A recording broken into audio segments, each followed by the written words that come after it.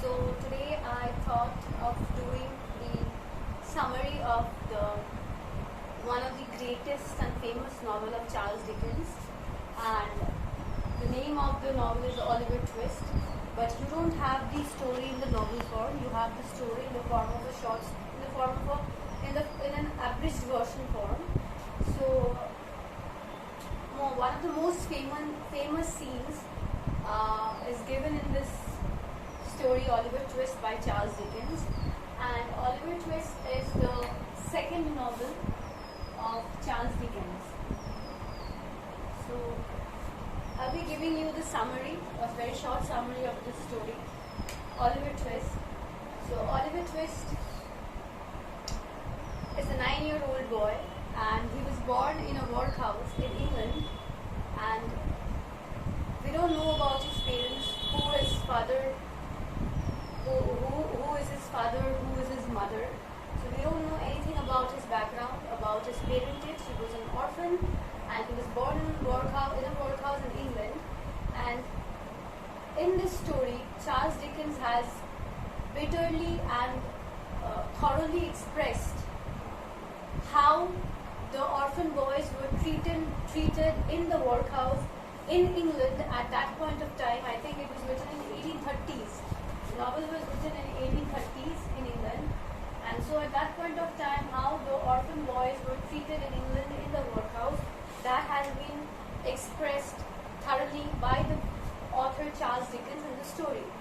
So we find that Oliver Twist, he was a 9-year-old boy, and he was working in a workhouse. He was born in the workhouse only, and he has spent 9 years of his life in this workhouse, and he works as an apprentice under the guidance of a woman whose name is Mrs. Mann.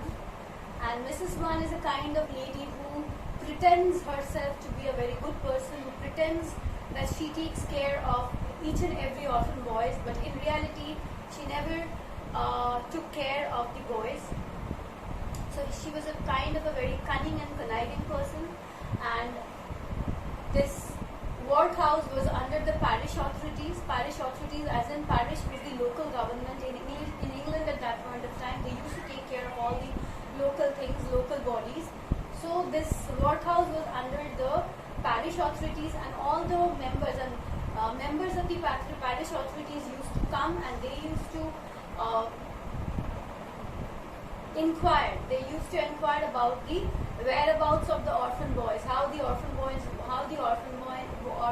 were doing over there. So each and every time, every now and then, the parish authorities used to send a beadle. Beadle is a minor official who is employed in the church and who looks after the law and order of the city, law and order of that particular town. So this beadle, he used to look after. This beadle is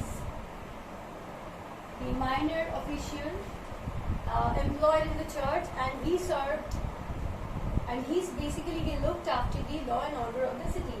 So this beadle was sent every now and then by the parish authorities to go to the workhouse and to see whether the orphan boys were doing good or not. So one day Mr. Beadle came, and the name of the beadle is Mr. Bumble.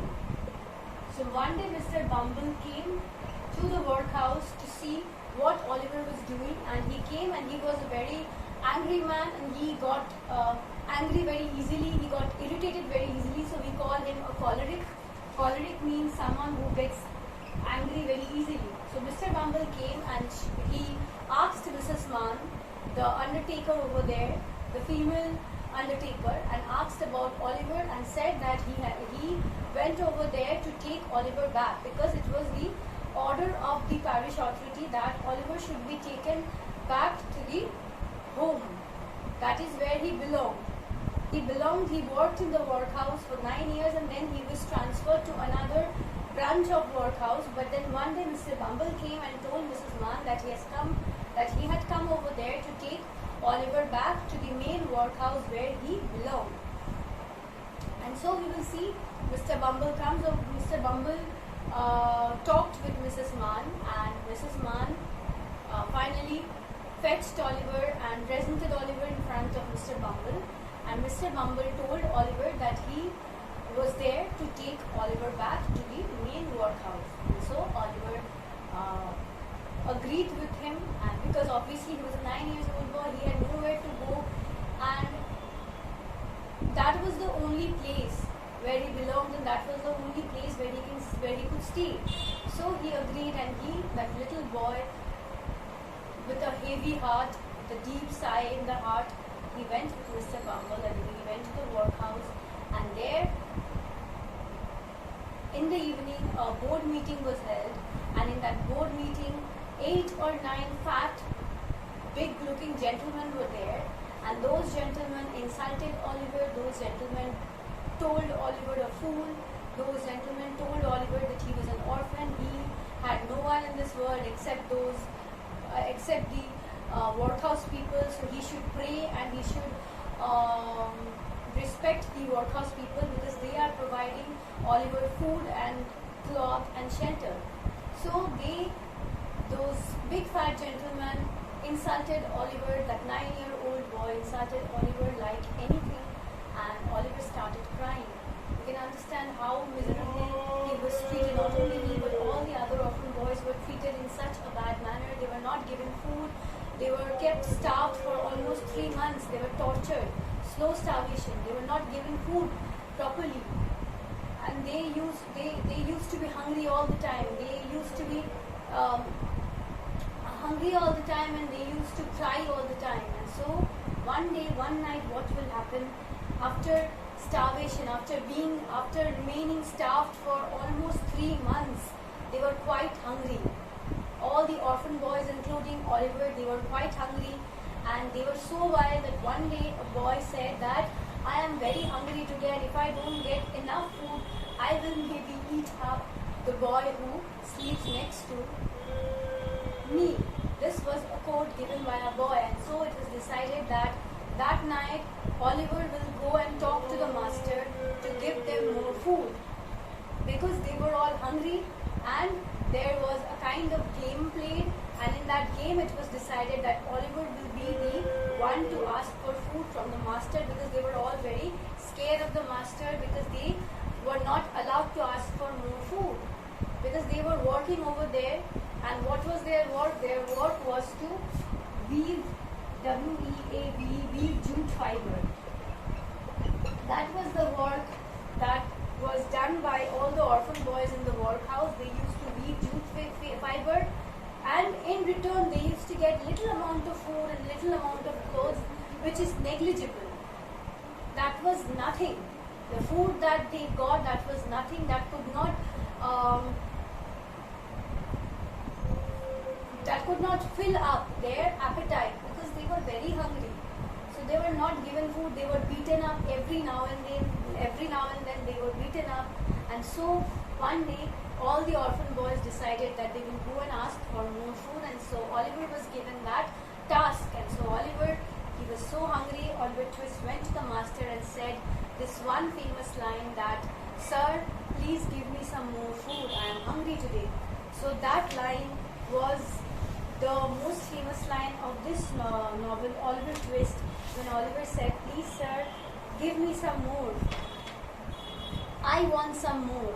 And the moment he said that, the master who was serving food, he got angry, and he started beating up, he started insulting, abusing Oliver Twist.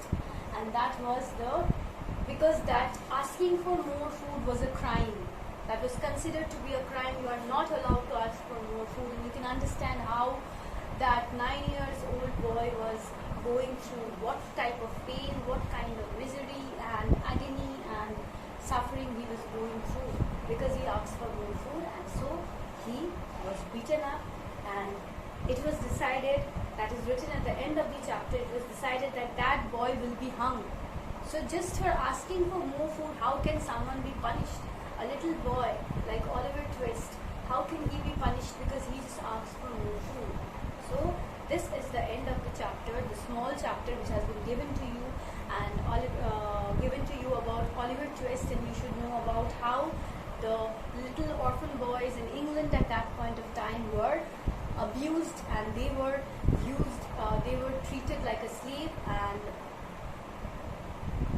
Charles Dickens Charles Dickens actually wanted to tell us about the conditions of the people over there, conditions of the orphan boys in the workhouse, how they were miserably treated, and so that's why he wrote this novel Oliver Twist, and you can find a lot of films based on Oliver Twist. So I hope the summary is